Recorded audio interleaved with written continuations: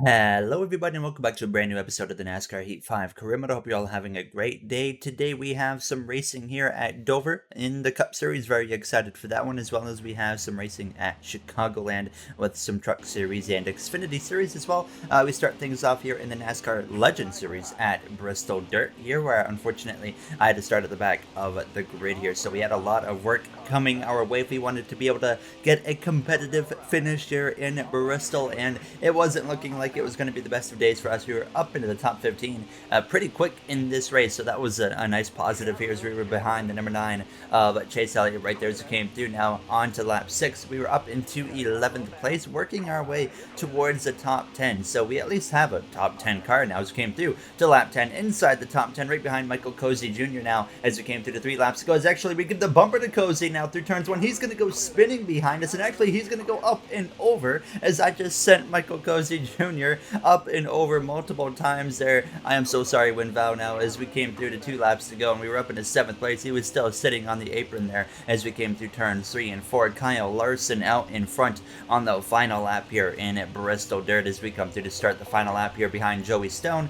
Winvow, he was just chilling in the middle of the track at this point. I think he gave up now as we went down this back straightaway for the final time. Kyle Larson wins at Bristol Dirt as we come through 3 and 4. It's going to be a strong rebound from starting at the back of the grid, and we cross the line to finish in 7th place for the Wrangler 100 here on the Bristol Dirt track. So I felt like that was actually a very strong effort from our team now as we head towards the Truck Series and Xfinity Series where we head to Chicagoland Speedway. We had community member of Sean Janosek in the car or the truck for us here for this episode. I apologize if I got your last name incorrectly pronounced right there, but nonetheless, here we were through turns 1 and 2 here in the midfield. Once again, as usual, we always seem to qualify around the midfield here for the mile and a halfs at least. So he had his work once again, just like we did in the Legend Series, cut out for us here now as he came through into turn 3 wide in front of him. So he was looking for an opportunity to maybe go up the middle, but then it was 4 wide, so he really couldn't go anywhere. So it was just a waiting game here of patience now, trying to wait to make that move. Of course, you don't want to be too aggressive as it goes 4 wide through the tri-oval for a brief moment, then just 3 wide, but a little bit later now, still 3 wide battles going on, including Sean behind the wheel here as he went up the inside down into turn 3, and he eventually got into the top 10 here in the closing moments of this race now on the inside of the 88 there as it came through out of turns 2, this being now the final lap of the Camping World 225 at Chicagoland. Now is going to make a move to the inside of the 23, 3 by 3, or no, just 2 wide in front of him and a 3 wide moment as he comes through turns 3 and 4 for the final time. Not going to be quite a top 5 as he's actually going to get the outside wall on the exit of turns 4 and get overtaken by the 23. Throws a block there thankfully on the 88 and barely hangs on over the 18 there to finish P8 here in Chicagoland. So Max Gutierrez picks up the victory there. Sean brings us home a strong top 10 finish in Chicago, so can't complain about a top 10. Of course, I was pretty happy with that there as you see the rest of your finishing order on your screen. At the very bottom of the grid, you had Tate Fogelman, who just picked up his first ever Cup Series Truck Series victory at Talladega Superspeedway. But we had all brand new winners at Talladega Superspeedway this past weekend, which was really cool. You saw Tate Fogelman win trucks. You saw Brandon Brown, who's just in front of Daniel Suarez here on the start of this race, win in the Xfinity Series. And then you saw Bubba Wallace win in the Cup Series. And I'm very happy for Bubba Wallace. I was waiting so long to see him finally get that first Cup Series win. So really happy to see him finally pull it off. It was unfortunate that Talladega had such a rough weekend with weather, and then of course the Xfinity race had to end due to darkness, and I was hoping that the final Gen 6 race on a super speedway track was going to be able to go the distance, because that race was looking really good, and at the same time, when everybody at the end of the Cup race knew the rain was coming, they were driving so hard, and it was awesome to watch. Bubba Wallace was incredible, going 3 wide on the top, and he made it work on the top and got to the front, and was able to hold on to the lead for the right amount of time there. And then of course the caution came out when the 37 wrecked, and Bubba was able to get the victory. So now as we came through right to the end of this race, actually Suarez would barely hold off that number 0 of Jeffrey Earnhardt and get a 4th place finish here in the Camping World 300. So a strong start to this episode, top 10s in every series so far, but then we have the Cup Series at Dover, where I think our opportunity is going to be even better to run strong here. So we jump straight into the action here, into qualifying here at Dover with the Pepsi paint scheme back on the car. for qualifying. The goal was a 23.593, and we come through out of turns 4, scraped the wall a little bit, but we crossed the line with a 23.354 and qualified P11 for the Dryden 400. So a strong qualifying effort in this Roush LeBron Racing number 6 Ford Mustang there with the Pepsi colors on the car there. As you see, Christian Eckes for Red Bull Racing ends up on pole for this race now, as we're going to check out the rest of the qualifying order before we get ready to go green here from Dover. Rounding out the top 20, you have our Roush LeBron teammate of Christopher Bell, and all the way at the bottom of the grid, you're going to have Justin Haley. Welcome to the Monster Mile, opened back in 1969, host to usually what used to be 2 Cup races per season, but now just 1 Cup Series race per season, which is unfortunate. One of the better tracks, of course, on the NASCAR Cup Series schedule. It's a shame to see it lose a date on the schedule here, and then you see some tracks that still have 2 dates, like Pocono. Not, of course, next year in 2022 as we get ready to go green. Okay, we browsed some upgrades from the shop, so let's see if we can run a little bit better today. You know, this is one of my better tracks, so I don't see why we can't. There you hear myself on the radio to Lantion, our crew chief there, is ready to take the green flag for the Dryden 400. One of our best qualifying efforts, if not our best qualifying effort, I think, on the season. P11 is where we start today. Josh Berry, he failed technical inspection. He'll be starting at the back of the grid as you see the pole winner of Christian Eckes for Red Bull Racing in that number 83 Red Bull Toyota now, starting just in front of his Red Bull teammate, who starts in P3 behind him of Chris Buescher. Now, as we are ready to go green, as we are underway here from Dover International Speedway. Now, Lewis Hamilton rounds out the top 10, one of his worst qualifying efforts in the season, actually, now, as he's been qualifying up front. He's been running up front. It's just a consistent thing now, as he did have a DNF recently, but that's the only time Lewis is not competing for a race victory, as if he's actually out of the race now as we get underway here on lap 1. Very short stage 1, only 18 laps. You don't have a lot of time to get anything done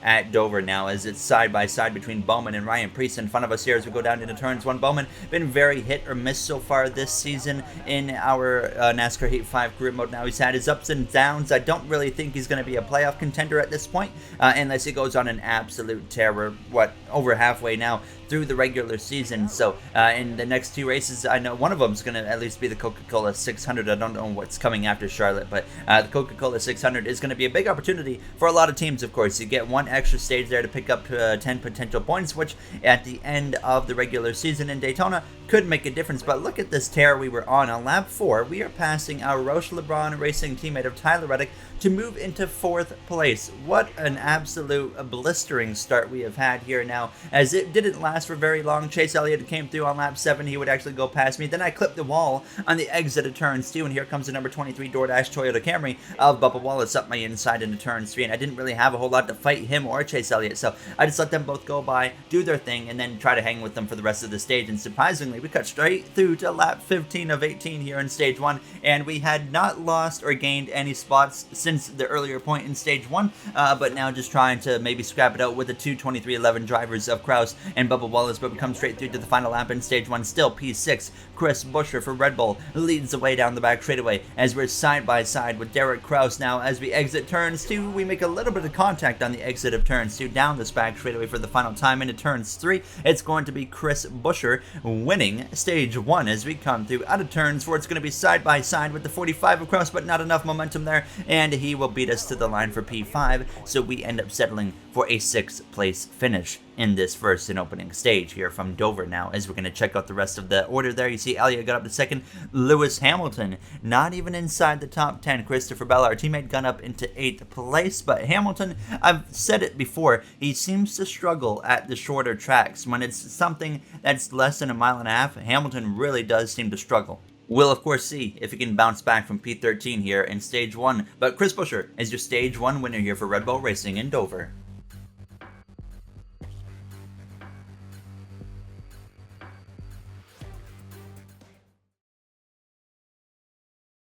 We're ready to go green here for the start of stage 2 from Dover International Speedway now, as we are going to be down to 7th place, losing 1 spot on the pit lane, which is a good thing because now we're on the inside line as stage 2 gets underway. Buescher and Eckes, the 2 Red Bull drivers, lead the way to the green flag as it is time to get amped.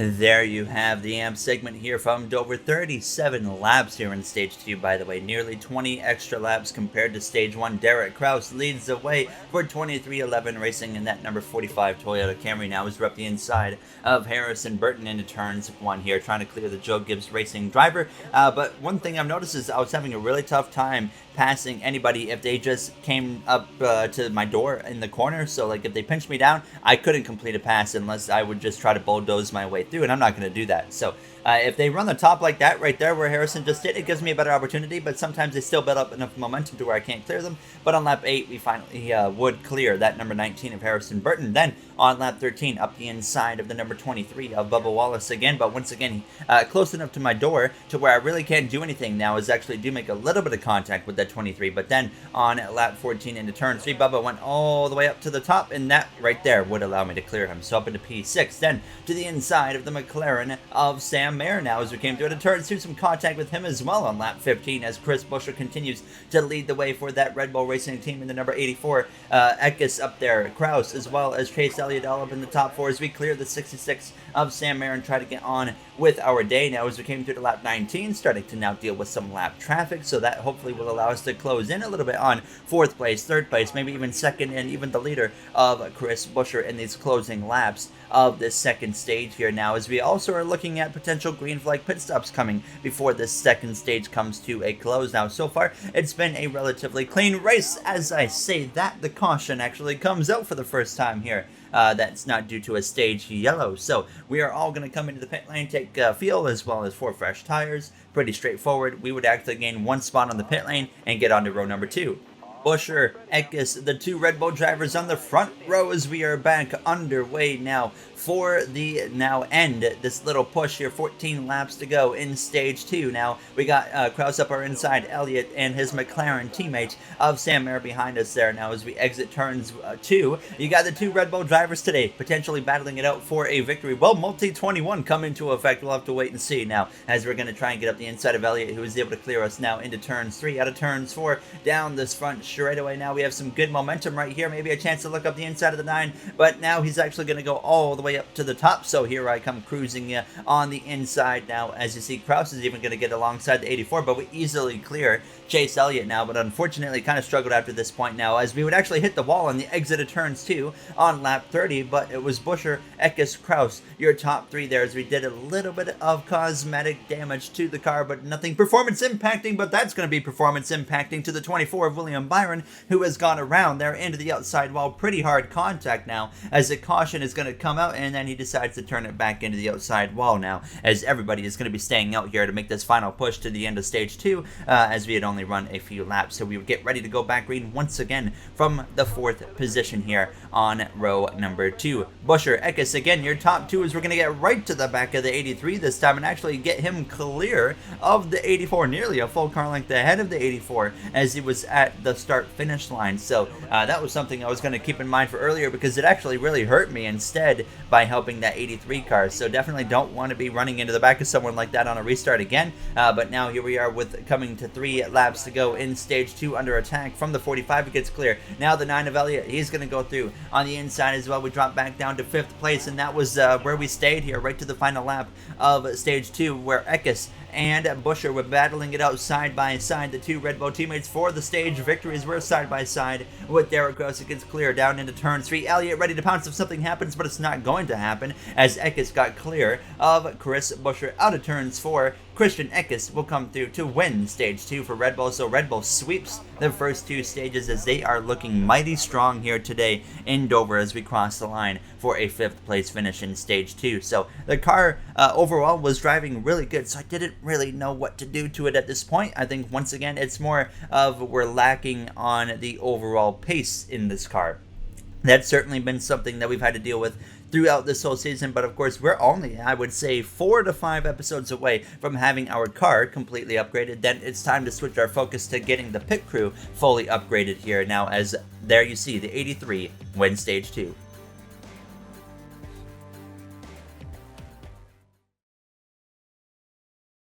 One final stage remains here, stage 3 about to get underway here from Dover International Speedway. Now I will say that Dover looks pretty good in Microsoft Flight Simulator, one of the more better looking tracks compared to some of the recent ones we've had now as we are back under the way for the start of stage 3. So we're down in P6 here at the start of these final 39 laps, so only one extra lap in stage 3 than stage 2, so it's a very interesting balance, you could say, between stage 2 and stage 3 lap counts now as we got the 16 of Kaz Grala up our inside into turn 3. Unfortunately, no opportunity to clear that 16 down into the corner, so now we got the 66 of Sam Mayer coming up our inside once again as we come through to complete the first and opening lap of this third and final stage there, as Chase Elliott's trying to put the fight to the inside of the Red Bull driver of Christian Eckes for the lead out of turn 2. Elliott to the front here for McLaren Racing now, as McLaren in general today looking pretty strong now, as Eric Jones has found his way into the top 5. He's been kind of quiet, and so has Grala, but they've both found their way up into the mix here by the time this third final stage has come around now, as all of McLaren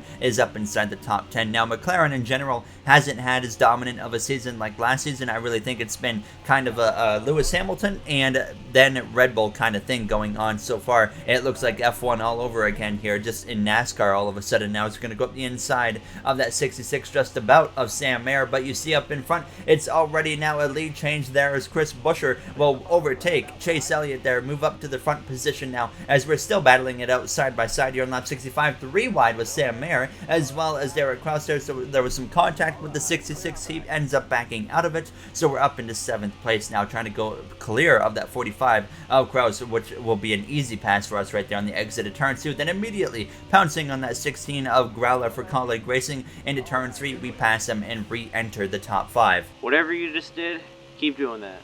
A little bit of encouragement right there as we blew right on past the 16 as they were briefly 3 wide. Behind us now as we actually have an accident out of turns where Gutierrez blew a right front tire. Your Truck Series winner earlier in the episode now has had a big accident as a caution comes out with 34 laps to go. Nobody pits there as we cannot make it to the end even if we pitted now. Gutierrez, he was still in the race, so he pitted. He can go a little bit further than the competition, but he still as well will not be able to make it to the end of this race as we are back underway here from 5th place. You got Buescher, you got Elliott, you got Eckes, Jones, myself, Sam Mayer, your top 6. You got Derek Kraus up in the top 10, as well as the 16 of Kaz Grala. Eckes got aggressive there, still looking for his first win on the season, and he made it 3 wide with his teammate. Unfortunately, I was hoping to pounce on an opportunity right there, but unfortunately, I screwed up and hit the apron too many times through turns 1 and 2 to be able to do anything and clear that 84 of Chris Buescher, so he would actually end up getting clear of me down this front straightaway now, so we would end up just settling back in here into position in P5. So now on lap 72 up the inside of Eric Jones, Eckes out front over Elliott, but here comes Buescher up into second. We barely clear that number 7 of Eric Jones, and we would run down Chase Elliott, who lost contact with the top 2 here on lap 75. Coming to the final 25 laps, Buescher back to the lead over Eckes as we're in this little scrap here with the 9 of Elliott, and I could not clear this 9 of Chase Elliott here as we went down into turn 3. He's all the way up on the top. This should be an easy pass, but I clipped the apron right there on the exit of turn 4, nearly sliding up in front of the 9, but couldn't quite pull it off right there. We come straight through to lap 80, still haven't completed this pass on the 9 of Chase Elliott as we're side by side on the exit of turns 4, but once again not quite enough to get past that Napa Auto Parts Chevrolet Camaro, and now down into turns 1. Finally might be right here is where we clear that 9 of Chase Elliott. Yes, it is. We have just barely enough in it to get clear of them. Now 16 laps to go and running down the 83 of Christian Eckes. This is the best car we have had all season and the best consistency we've had over a whole race this season. Lap traffic now into the mix, but the fuel light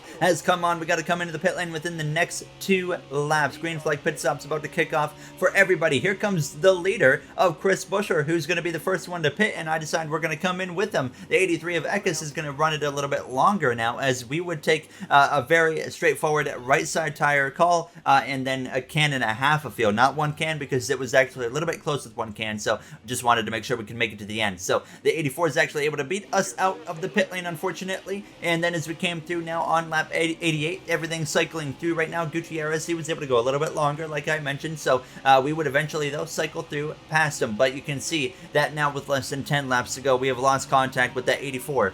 That's all I got, man. That's all I have. I cannot find anything that I need to run down that 84 5 laps to go here in Dover, right behind the lap car of the 29 of Cole Custer, but you can just see I just don't have enough to run down that 84 of Chris Buescher in these closing laps as I'm trying to find a way, but of course it doesn't help when I'm running into the back of a lap car there in the way of Cole Custer, but still, not enough time and just not enough pace in this car in these closing laps to be able to go and run down the 84. So coming through to 3 laps to go, hoping honestly for a caution to come out here as it's 2 laps to go for Chris Buescher, but he's got a 1.4 second gap there as you see Alex Bowman down to 23rd after being up inside the top 10 in the early parts of this race. So an unfortunate finish he is in store for here today in the Dryden 400 now as we are coming to the final lap of this race. And a few drivers actually don't believe they can make it on field, Kyle Larson being one of them, and you see the 47 of Bredinger come in as well. So now white flag in the air for Chris Buescher. He's got a bunch of lap traffic to deal with, but of course he's going to have to be dealing with that for 5, 6, 7 laps for me to even have a chance to run him down. Now there's a crash on the final lap. Bubba Wallace, Eric Jones, our teammate of Bell, and Chase Elliott involved in even the 83 of Eckes gets a piece of it. A big accident right there on the final lap. That's going to call it right there. Buescher wins the race. Obviously, we weren't going to get to him anyways, so Chris Buescher picks up yet another victory on the season as we get a 2nd place finish. So close we are getting our first win with this Roush LeBron Racing team, but we just cannot find enough speed in the car to pull it off. But we're getting closer and closer, and eventually that win is going to come for this Roush LeBron Racing team. I'm sure of it. It's just a matter of time at this point. There you see the playoff standings for all 4 series. You saw the Legend Series. There you see the Truck Series playoff grid where we have the most wins on the season are tied for the most wins on the season there with 3. And on the Xfinity Series, Raikkonen and Allgaier have the most wins at 3. Allgaier, like last season, the season before, could barely win 1 race. So he's having a really strong season as they go to Indianapolis in their next race now. So the next 2 episodes are actually only both Cup races. The first one will be the Coca-Cola 600 at Charlotte Motor Speedway, the longest race of the season, the final Coca-Cola 600 of our NASCAR Heat 5 career modes. Buescher now has the most wins on the season again at 4 over Lewis Hamilton there for Red Bull Racing. And he might have more wins, but Hamilton, Elliott both have had more consistency, and that's what's keeping them way ahead of Buescher in the points. As always, if you guys enjoyed, you know what to do. You see we're comfortably above the cut line right now going into the Coca-Cola 600. Things are looking good. I'd like to thank you all for taking the time of your day for watching this episode, and of course want to say thank you to the Going Racing members of MJ, Joseph 9001, Timothy Arline, Hayes Gaming, Brett Durward, Dark Gengar Gaming, AJ Vasseur, Russell Dixon, Kenneth Barnett, Daniel9302, Speed Demon 341, Ellis Summary, as well as Jay Fitz. I appreciate you guys' support so much, and I'll see you guys in the next one. Have a great day, everybody.